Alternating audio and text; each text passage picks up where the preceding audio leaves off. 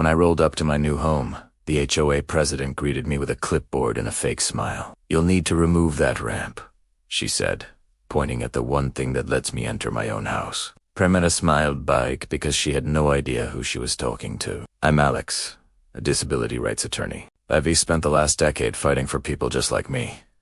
People who just want to live with dignity, not be treated like an inconvenience. After a car accident 3 years ago, I lost the use of my legs. The ramp leading to my front door isn't fancy. It's aluminum, clean, and perfectly safe. It also meets every city code. But to the HOA, it was an eyesore. 2 days after moving in, I got a letter in the mail. "Your ramp violates HOA aesthetic standards. Remove it within 14 days or face daily fines."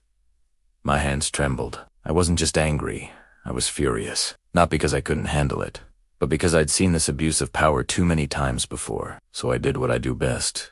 I stayed quiet, smiled, and documented everything. At the next HOA meeting, the president, Linda, a classic Karen in pearls, sat at the head of the table like she owned the neighborhood.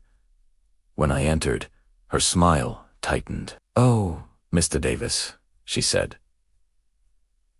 "You're here about the ramp situation?" "Yes," I replied calmly, "and I'd like to discuss the law regarding accessibility modifications."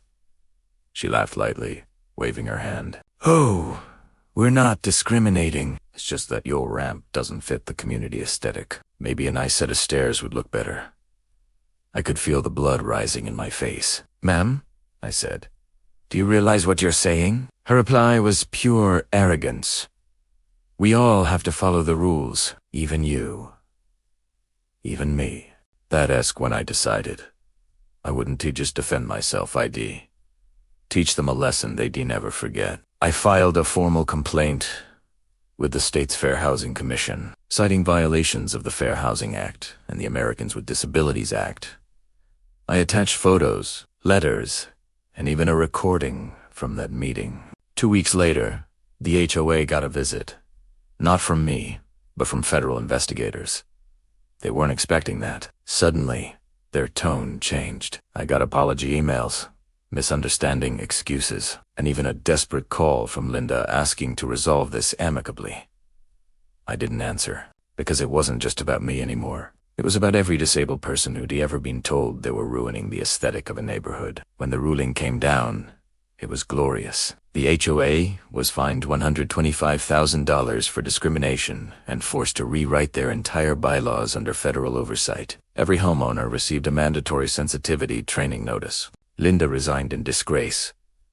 And my ramp, it stayed polished, strong, and shining like a symbol of justice every time I rolled up it. A few months later, a moving truck pulled up next door. A young mother stepped out, holding the hand of her son, a little boy with cerebral palsy. She smiled at me through tears. "I heard what you did," she said softly. "Thank you." That's when I realized it wasn't just revenge. It was justice. And sometimes, justice looks a lot like a simple aluminum ramp.